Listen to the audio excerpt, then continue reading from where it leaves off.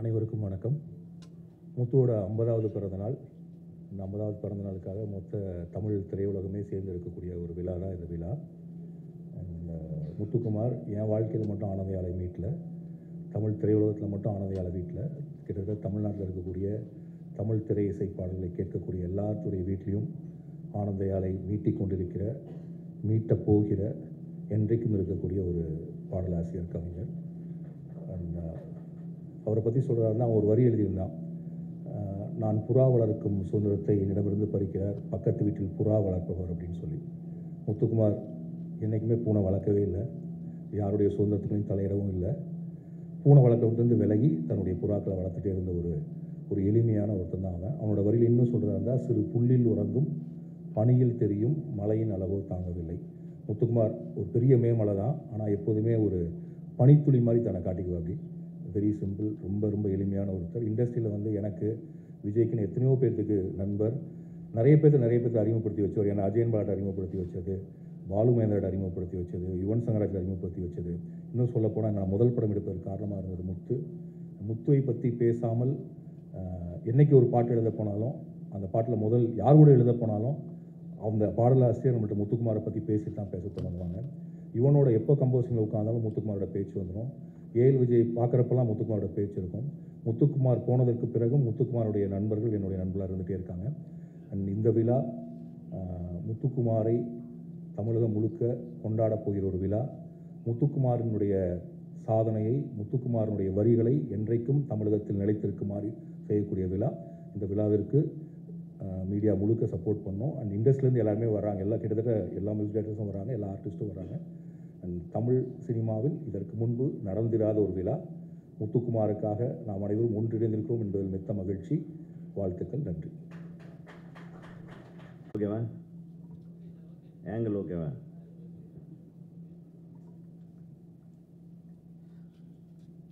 இது மனதை நெகிழ வைக்கும் ஒரு நிகழ்வு. ஒரு அருமையான எழுத்தாளன், ஒரு மிகச்சிறந்த படைப்பாளி, ஒரு அற்புதமான கவிஞன், அவரது நினைவை கொண்டாடுவதற்காக அவரது 50வது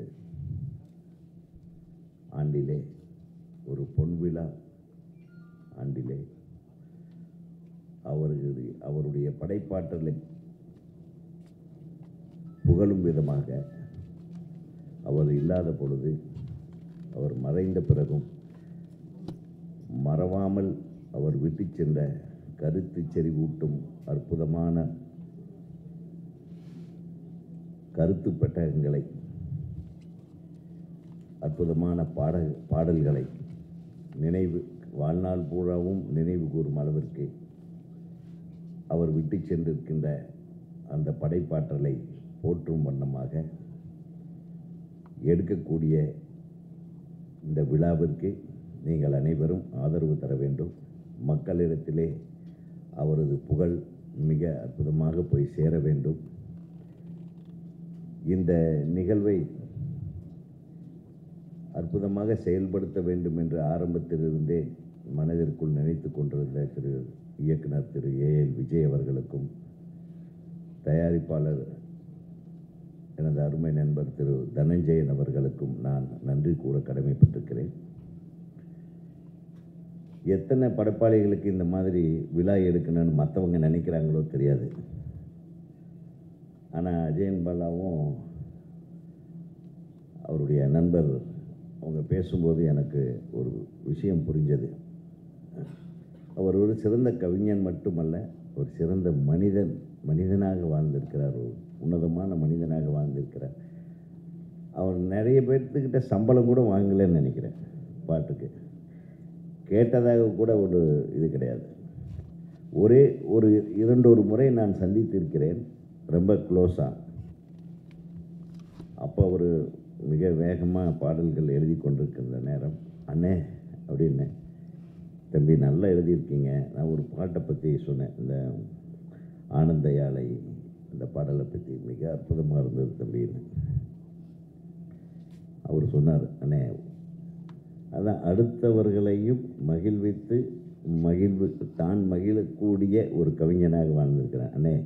உங்கள் பாடல்களில் அந்த யதார்த்தமான வரிகளை போடுவீங்களேண்ணே, கவிதைத்தனமாகவோ ஒரு ஒரு கற்பனைத்தனம் கூட அதில் இல்லாமல் ஒரு வரிகளை அந்த மாதிரி எழுதணுன்னே அப்படின்னு என்னையும் பாராட்டியவர் தான் கவிஞர் முத்துக்குமார் அவர்கள். அது அவருடைய எளிமையை நான் அவர் இருக்கும்போது நம்ம அவருடைய புகழை எல்லாம் பாடுறதுக்கு வாய்ப்பு கிடைக்கல. பட் அவர் இல்லாதப்போ அவருடைய மறைவுக்கு பின்னால் எத்தனை இயக்குனர்கள், லிங்கு ஆகட்டும், குறிப்பாக ஏஎல் விஜய்க்கு ஒரு கையே போன மாதிரி அவங்க பாடல்கள் எல்லாம் படங்கள் எல்லாம் அற்புதமான பாடல் வரிகள், அந்த கதையோட, அதாவது கதையோட்டத்தோடு எழுதக்கூடிய கவிஞர்கள் இப்போ இல்லை. இப்போ ஏதோ டியூனு ஏதோ ஒன்று வார்த்தையை போட்டு ஃபில்லப் பண்ணி ஒரு சத்தத்தை போட்டு அதையும் ஹிட் பண்ணிடுறாங்க. ஆனால் ரத்தத்தோடும் நரம்போடும் உணர்வோடும் இன்றைக்கு வரையிலும் ஒவ்வொரு எழுத்தும் அவரை மட்டுமல்ல, நம்மளுடைய வாழ்க்கையே நம்ம எண்ணி பார்க்கக்கூடிய வரிகளை எல்லாம் தந்து போனவர் தான் கவிஞர் திரு முத்துக்குமார் அவர்கள். நான் முத்துக்குமாரனுடைய வரிகள் என்றுமே வீழ்வதில்லை, அவர் என்றுமே நம்மை விட்டு மறைவதில்லை. அந்த யதார்த்த கவிஞனை நான் பாராட்டும் விழாவை மிகச்சிறப்பாக நாம் செய்ய வேண்டும். அதில் என்னையும் ஒரு அங்கமாக இணைத்து கொண்ட உங்களுக்கும் இதை அற்புதமாக ஏசிடிசி ஈவெண்ட்ஸ் கம்பெனிக்கும் எனது மனமார்ந்த நன்றியையும் வாழ்த்துக்களையும் தெரிவித்துக் கொள்கிறேன். உங்களோடு நான் இணைந்து இந்த விழா சிறப்பாக நடைபெறுவதற்கு தமிழ்நாடு திரைப்பட இயக்குநர்கள் சங்கத்தின் சார்பாகவும் எனது தனிப்பட்ட முறையில் எனது சார்பாகவும் நான் உங்களோடு இருப்பேன் என்று கூறி நன்றி கூறி விடைபெறுகிறேன். வணக்கம். எல்லாருக்கும் வணக்கம். தேரடி வீதியில் தேவதை வந்தா அந்த பாடலில் முதல்ல எனக்காக எழுதின பாட்டு முத்துக்குமார். என் கூட ஒர்க் பண்ணும்போது என்னுடைய பாடல் மட்டும் இல்லை, விஜய்க்கு எழுதிட்டு வந்தால் எழுதி முடித்த உடனே எனக்கு முதல்ல ஃபோன் பண்ணுவார், எனக்கு இந்த மாதிரி ஒரு வரி எழுதியிருக்கேன்னு சொல்லி. ரொம்ப நாளாக ஒரு பாதி கதவு நான் அந்த வரியை அந்த கவிதையை வச்சுக்கிட்டு இது யார் கொடுக்குறது மிக அற்புதமாக இருக்குன்னு சொல்லிட்டு அந்த கரெக்டாக ஏஎல் விஜய் படத்தில் அந்த பாட்டு நல்லா அமைஞ்சது. அது மாதிரி எப்பயுமே முத்துக்குமார் நினைக்கும் போது எனக்கு ஒரு வரி அவ்வளோ அழகாக பிடிக்கும். அது விஜய் படத்தில் தான், பறவை பறந்த பின்பும் கிளையின் நடனம் முடியவில்லைன்னு. அந்த மாதிரி தான் இருக்குது. இப்போது அவன் ஒரு பறவை மாதிரி தான் நிற்க மாட்டபடி நின்று அப்படி அந்த ஒரு மாதிரி ஒரு சிறகடிப்பு இருக்கும் அந்த பேச்சில், அந்த பரபரப்பில். ஒரு டயத்துக்கு பிறகெல்லாம் என்னென்னா நோட்டு பேனா வச்சு எழுதுறது இல்லை, சொல்கிறதுக்கு அளவுக்கு வந்துட்டு அப்படி சொல்கிறது தான்.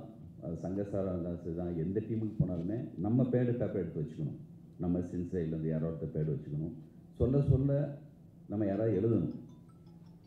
ஒரு கார் ட்ராவல் போய் ஆம்பூர் அந்த ஸ்டார் பிரியாணி வரைக்கும் போகிற வரைக்கும் ஒரு பாட்டு முடிச்சிடுவார், கார்லேயே எழுதி முடிச்சிடுவாங்க.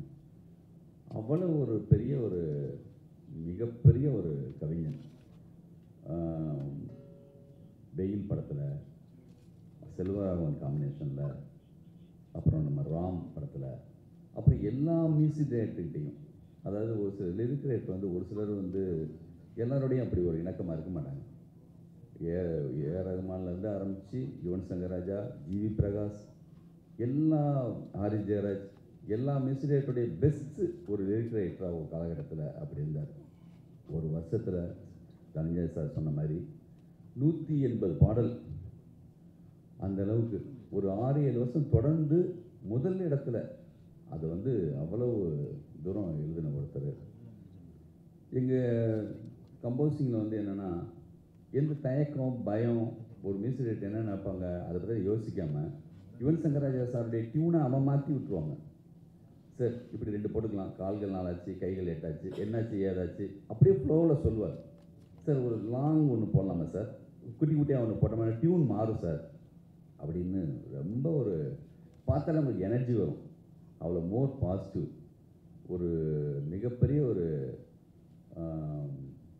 முதல்ல அவனுடைய கவிதை தூர் கவிதை எங்கள் ஞாபகம் இருக்குது. படைப்பாளி சங்க சார்பாக பிரச்சனைகள் வந்தப்போ பாலுமேந்திரா சார் தான் அந்த கவிதை சொல்கிறாரு.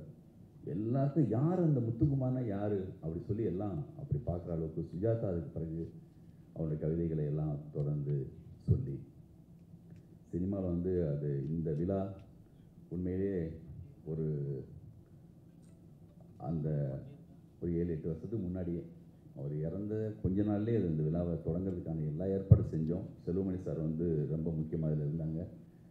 நாங்கள் எல்லாம் உட்காந்து அதுக்கான விழாவை ஏற்பாடு பண்ணும்போது சரியாக நடக்கலை.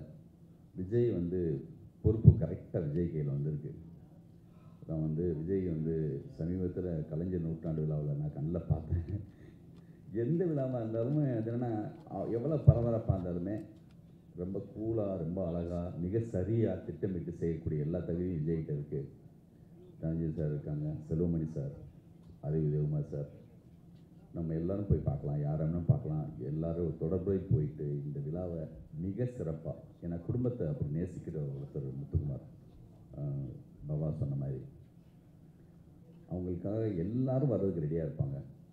மிக சிறப்பாக செய்வோம். உங்களுடைய ஆதரவு, உங்கள் அன்பு எல்லாமே இருக்குது. இது நம்ம நண்பனுக்காக என்னுடைய கம்போசிங் மலேசியாவில் முடிஞ்ச பிறகு அதே மலேசியாவில் போய்ட்டு சாங் போட்டு நம்ம இங்கே தான் சார் கம்போஸ் பண்ணோம், ஹிட் ஆனது பிறகு அதே ரோட்டில் கேட்கணும் சார் சொல்லிட்டு, நம்ப மாட்டீங்க, ரேடியோவில் அங்கே இருக்கிற ரேடியோவில் சாங் போட்டால் ஒரு பாட்டு முத்துக்குமார் பாட்டு வரும், அடுத்து கொஞ்ச நேரத்தில் பார்த்தா முத்துக்குமார் பாட்டு.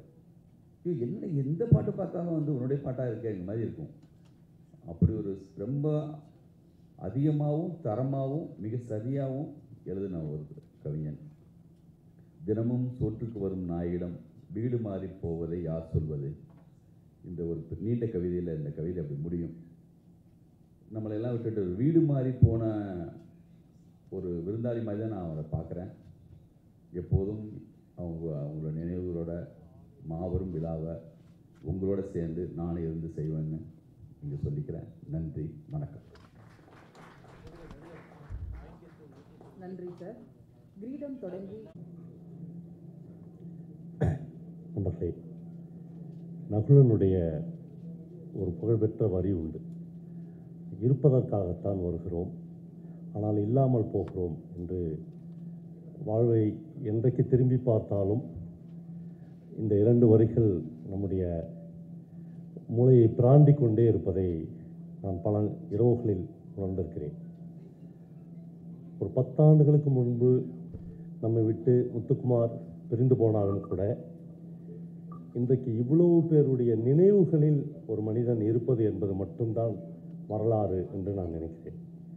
ஏனென்றால் ஒரு வாரத்துக்கு முன்னாடி இறந்து போனவர்கள், 2 நாட்களுக்கு முன்னால் இறந்து போனவர்களை கூட மனிதர்கள் நினைவில் வைத்துக் கொள்வதில்லை. ஒரு குடும்பம் மட்டும் அவர்களை நினைவில் வைத்து கொண்டிருக்கும், அல்லது அவர்களுக்காக திதி கொடுப்பார்கள், அல்லது ஆண்டு விழாவை கொண்டாடுவார்கள். ஆனால் முத்துக்குமார் என்கிற ஒரு கவிஞனுடைய நினைவுகளை 10 ஆண்டுகளுக்கு பிறகும் விஜய் மாதிரியான இயக்குநர்கள் மட்டும் இல்லை, தமிழ்நாட்டில் பல இளம் தலைமுறையினர் நினைவில் வைத்து கொண்டிருக்கிறார்கள் என்பதுதான் ரொம்ப ரொம்ப முக்கியமான ஒரு விஷயமாக நான் பார்க்கிறேன். என்னுடைய நண்பர் ராம் சொன்னது மாதிரி முத்துக்குமார் மிக மிக எளிமையான ஒரு கவிஞனாக, எப்போனாலும் யார் வேணாலும் கூப்பிட்டா அப்படி கைப்பிடிச்சி கூட்டின்னு போயிடலாம், அப்படி ஒரு வாழ்நிலையை முத்துக்குமார் கடைசி வரையிலும் நம்மோடு வாழ்ந்து காட்டி விட்டு போகிறோம். கடைசி வரையிலும் அவருக்கு ஒரு பெரிய போராட்டம் இருந்து கொண்டே இருந்தது. ஒருவேளை ஒரு கவிஞனாகவும் இருக்கிற லிங்குசாமி மாதிரியானவருக்கு அது தெரியும். நான் கவிஞனா அல்லது மிகச்சிறந்த பாடலாசிரியனா என்கிற ஒரு போராட்டம் முத்துக்குமாருக்குள்ளே இருந்து கொண்டே இருந்தது. இந்த லாஸ்ட் மூமெண்ட் வரலும் அது ஒரு பெரிய போராட்டமாக இருந்தது. ஏன்னா முத்துக்குமாருக்கு கவிதைகளை விடவும் மிக பிரமாதமாக பாடல் எழுத வந்த ஒரு தருணத்தில், அப்படி என்றால் நான் எழுதின கவிதைகள் என்கிற ஒரு பெரிய கேள்வி இருந்தது. அப்படி 2 குதிரைகளிலும் ஒரே நேரத்தில் பயணம் செய்தவன். அப்புறம் பல பேருக்கு தெரியாத ஒரு விஷயம் என்று நான் கருதுவது, எனக்கு தெரிந்து தமிழ் திரைப்பட உலகில் அல்லது தமிழ் பாடலாசிரியர்களில் முத்துக்குமார் அளவுக்கு தொடர்ச்சியாக வாசித்து கொண்டிருந்த ஒரு தீவிரமான வாசிப்பாளரை நான் பார்த்ததே இல்லை. நீங்கள் எவ்வளோ பெரிய புத்தகத்தை முத்துக்குமாரிடம் கொடுத்தாலும் 2 நாளைக்குள்ளாக அந்த புத்தகத்தை முழுக்க வாசித்து முடிப்பார். அதுதான் முத்துக்குமாருடைய கரண்ட் படைப்பூக்கத்திற்கு மிக காரணமாக இருந்தது. வார்த்தைகள் வந்து அவன் வந்து எதுக்காகவும் ஏங்கி நிற்க வேண்டிய அவசியமே இருக்காது. ஏன்னா சங்க இலக்கியத்திலிருந்து நவீனமாக எழுதுகிற ஒரு கவிஞன் வரையிலும் முத்துக்குமார் தொடர் வாசிப்பில் இருந்தது தான். அப்புறம் ஒருபோதும் முத்துக்குமார் நான் இவ்வளோ புத்தகங்களை வாசிக்கிறேன், நான் வந்து கரண்ட்டாக மாடர்ன் லிட்ரேச்சரில் எனக்கு இவ்வளோ பேரை தெரியும் என்று ஒரு நாளும் வெளியிலோ ஒரு பொது நிகழ்ச்சியிலோ சொல்லிக் கொண்டதே இல்லை. தொடர்ச்சியாக வாசித்து கொண்டே இருப்பார். நான் முத்துக்குமார் இறந்த பிறகு ஒரு வீடியோ போட்டேன். அந்த வீடியோவில் நான் ஒரு விஷயத்தை சொல்லியிருப்பேன். என்னென்னா, முத்துக்குமாருக்கு 1.5 வயது இருக்கும்போது அவன் தன்னுடைய அம்மாவை இழக்கிறான். அந்த நிகழ்ச்சியை எங்கள் வீட்டில் என் பெட்ரூமில் உட்காந்துனேன், என் மடி மேலே படுத்துக்கின்னு முத்துக்குமார் சொன்னேன். அந்த நிகழ்வை என்னால் வாழ்க்கையில் மறக்கவே முடியாது. நான் 1.5 வயசில் எங்கேயோ சுற்றி இருந்தேன். 1.5 வயசோ 4 வயசு இல்லை, 7 வயசு. ஸ்கூலில் போய் அம்மா இறந்துட்டாங்கன்னு சொல்ல முடியல, வந்து அப்படியே கூட்டின்னு வராங்க. வீட்டுக்கு முன்னாடி ஒரு சின்ன பந்தல் போட்டிருக்கிறார்கள். அம்மா வந்து ஒரு பெஞ்சில் அம்மாவுடைய பாடி கிடந்துங்க. இவன் சின்ன பையன், தெரியாது. இவன் அழுதுருவான் என்பதற்காக பக்கத்தில் இருக்கிற ஒரு டிராக்டரில் போன கரும்பை உடைச்சி முத்துக்குமாருக்கு கொடுக்குறாரு. அவன் சொல்கிறான், அன்றைக்கி தான் நான் முதலும் கடைசியுமா நான் கரும்பு சாப்பிட்டது. நான் கரும்பை என் வாழ்க்கையில் நான் சாப்பிட்டதே இல்லை. கரும்பை சாப்பிடும்போதெல்லாம் எங்கள் அம்மா டெட் பாடியில் படுத்துன்னு இருந்த நினைவுகள் என்னை வந்து பொறுத்தவரை நான் கரும்பு சாப்பிட்டவே மாட்டேன். என் அம்மாவுடைய மரணத்தின் கசப்பை நான் விழுங்க வேண்டும் என்பதற்காக எனக்கு கரும்பு கொடுத்தார்கள் அப்படின்னு. அப்புறம் ஒரு பெஸ்ட் ரைட்டர், ஒரு டெக்ஸ்ட், ஒரு உரைநடையிலையும் நீங்கள் வந்து முத்துக்குமார் எழுதின அணிலாடும் ஒன்றில் அந்த மாதிரியான டெக்ஸ்ட்டுகளை படித்தால் ஒரு மிகப்பெரிய ப்ரோஸ் ரைட்டருக்கு நிகரான எழுத்துக்களும் முத்துக்குமார் இருந்தது. இப்படி பல பேரை தமிழ் சமூகம் தவற விட்டுவிடும். ஆனால் இந்த நண்பர்கள், குறிப்பாக விஜய் மாரி, தனஞ்சய சார் மாதிரியான நண்பர்கள் 11 வருடங்கள் ஆன பிறகும் கூட அந்த நினைவுகளை அப்படியே சிந்தி விடாமல் அதை தமிழ் சமூகத்துக்கு கொண்டு போய் ஏதோ ஒரு வகையில் சேர்க்க வேண்டும் என்று நினைக்கிறார்கள். ஒரு வகையில் முத்துக்குமார் குடும்பம் வந்து எனக்கு இன்னைக்கு வரையிலும் அந்த குடும்பத்தோடு இந்த மேடையில் பேசுகிற இந்த நிமிஷம் வரையிலும் முத்துக்குமாருடைய மனைவியோடு அந்த குழந்தைகளோடு எனக்கு இன்னமும் தொடர்பு இருக்கிறது. நான் எப்பயும் அவங்களோட பேசுனுங்க. அவனை மாதிரி அவனுடைய பையனை நேசித்த ஒரு மனுஷன் நான் பார்த்ததே இல்லை. நான் சொல்லியிருக்கேன் பல தடவை, இவ்வளோ பிரியமாக இருக்காதரா, இவ்வளவு வச்சுருக்காரு. ஆனால் உனக்கு என்னென்ன தெரியும், நான் எங்கள் வீட்டுக்கெலாம் அவங்க பையன் வந்தானே சின்ன வயசில் செல்ஃபோன் எடுத்து சாம்பாரில் போட்டுருவாங்க, கொதிக்கிற சாம்பாரில். நாங்களாம் துடிச்சிருவோம். அவங்க முத்துக்குமார் சொல்கிறாங்க, என்ன பிள்ளைன்னா அப்படி தானே இருக்கும், பிள்ளைன்னா சாம்பாரில் தான் போடும், அப்படின்னா வேறு செல்ஃபோன் வாங்கிக்கலாம் விடு அப்படின்னு சொல்லுவாங்க. குழந்தை மீது அவ்வளோ பிரியத்தை கொட்டி வைத்திருந்தான். அந்த குழந்தைகள்லாம் அப்பா இல்லாமலேயே வளர்ந்த ஒரு சூழல் இருக்கிறது. கரும்பு சாப்பிடாமல் முத்துக்குமார் வாழ்ந்திருக்கார். ராம் வந்து எனக்கு அஜயன் பாலாவை அப்படி நிறைய பேரை முத்துக்குமார் தான் அறிமுகப்படுத்தி, ராமை எனக்கு அறிமுகப்படுத்தி வச்சது முத்துக்குமார் தான் முதல். ஆனால் ராம் சுப்பு அப்படின்னு என்னுடைய ஃப்ரெண்ட் ஒருத்தர் வருவானா பைக்கில், அவனே சட்டி பானைலாம் எடுத்துன்னு வந்துடுவாங்க, அவங்களே சமைச்சு சாப்பிட்டுக்குவாங்க. நீங்கள் தங்கிறது கூட இடம் வேணாம், நீங்கள் அவங்கள பார்த்துங்கன்னா என்று முதல் திருவண்ணாமலைக்கு ராமை அனுப்பி வைத்தோம். நிறைய பேரை சினிமாவிலும் சினிமாவுக்கு வெளியிலேயும் இலக்கியத்திலேயும் தொடர்ந்து ஒரு தொடர்பு பாலமாக முத்துக்குமார் என்கிற அந்த எளிய கவிஞன் இருந்திருக்கிறார். அவருக்கு இவ்வளவு பெரிய ஒரு 50வது ஆண்டு விழாவை தமிழ் திரைப்பட உலகமே சேர்ந்தும் தமிழ் இலக்கிய உலகமே சேர்ந்தும் கொண்டாட போகிறோம். என்ன கேக் வெட்டுறதுக்கு நம்மோட அன்னைக்கு முத்துக்குமார் இருக்க மாட்டான் என்பதுதான் தாங்க முடியாத துயரமாக இருக்கிறது. நன்றி. நன்றி சார். அடுத்து நான் பேச கடைசியாக ஒரு நன்றி நபிலில். இந்த விழா இவ்வளோ சிறப்பாக அமையுதுன்னா அதுக்கு பிஆர்ஓ யூனியன், அனைத்து பிஆர்ஓகளுக்கும் நன்றி. உங்களுடைய ஒத்துழைப்பு தான் இவ்வளோ பெரிய ஒரு விழாவை நாங்கள் ஆர்கனைஸ் பண்ணுறோம். பிஆர்ஓ யூனியன் தலைவர், செக்ரட்டரி அண்ட் ஆஃபீஸ் பேரர்ஸ் எல்லா பிஆர்ஓகளுக்கும் பேரிட்டு சொன்னால் ஒரு 50 பேர் இருக்கீங்க. ஆனால் உங்களுடைய சப்போர்ட்னால தான் இவ்வளோ பெரிய ஒரு பிரம்மாண்ட விழாவை நாங்கள் பிளான் பண்ணிகிட்ருக்கோம். நாங்கள் எவ்வளோ முயற்சி எடுக்கிறோமோ அதே அளவு உங்களுடைய ஒத்துழைப்பு எங்களுக்கு தேவைப்படுது. எல்லா பிஆர்ஓக்களும் சேர்ந்து இந்த விழா மிக சிறப்பாக அமையறதுக்கு எல்லா ஆர்டிஸ்டையும் டெக்னீஷியன்ஸையும் உள்ள அந்த விழாவுக்கு கொண்டு வந்து மிக சிறப்பாக நடத்தி கொடுக்கணும்னு உங்களை கேட்டுக்கிறோம். ஊடக நண்பர்களுக்கு மீண்டும் ஒரு முறை இது மக்கள் மத்தியில் போய் சேரணும். கிட்டத்தட்ட ஒரு 8000 பேர் இந்த விழாவில் பார்ட்டிசிபேட் பண்ணோம். அது வந்து நேரு இண்டோர் ஸ்டேடியத்தில் 19 ஜூலை நடக்கிற விழாவில் ஒரு 8000 பேர் பார்ட்டிசிபேட் பண்ணி ஒரு மிகச்சிறந்த விழா, எப்படி செல்லுமணி சார் சொன்னாரோ, ஒரு நன்றி கடன் விழா அவ்வளோ சிறப்பாக அமையணும் நாங்கள் எதிர்பார்த்துட்ருக்கோம். இந்த விழாவினுடைய அறிமுகம், அதாவது உங்களுக்கு ஒரு இன்ட்ரடக்ஷனுக்காக தான் இந்த ப்ரெஸ் மீட். இதை மக்கள் மத்தியில் கொண்டு சென்று அவங்க எல்லோருமே இந்த விழாவில் நாங்கள் வரணும், அட்டன் பண்ணணுன்ற ஒரு எண்ணத்தை உண்டாக்கணும். அதுக்கு உங்களுடைய ஒத்துழைப்பு தேவைப்படுது. அதனால தான் இந்த விழா வச்சுருக்கோம். நீங்கள் எல்லோருமே சப்போர்ட் பண்ணணும்னு வேண்டி கேட்டுக்கொள்கிறோம். அனைத்து ஊடக நண்பர்களுக்கும் பத்திரிகை நண்பர்களுக்கும் இங்கே வந்து சிறப்பித்த உங்கள் அனைவருக்கும் நன்றி. நான் முதல்ல ஆரம்பிக்கும் போது சொன்னேன், இன்னொரு விழா 6 o'clock இருக்குது சொன்னபோது 5:45 முடிச்சிடும் சொன்னோம். 5:45 முடிச்சிட்டோம். அண்ட் நீங்கள் அடுத்த விழாவை கலந்து கொள்ளலாம். இங்கே வந்திருந்து இந்த விழாவை இவ்வளோ சிறப்பு அமைச்சு கொடுத்த அனைத்து டைரக்டர்ஸ்களுக்கும் எல்லோருக்கும் நன்றி. நாங்கள் ஒரு குரூப் ஃபோட்டோ எடுத்துகிட்டு நீங்கள்லாம் கிளம்பிடலாம். Thank you so much. தேங்க்யூ.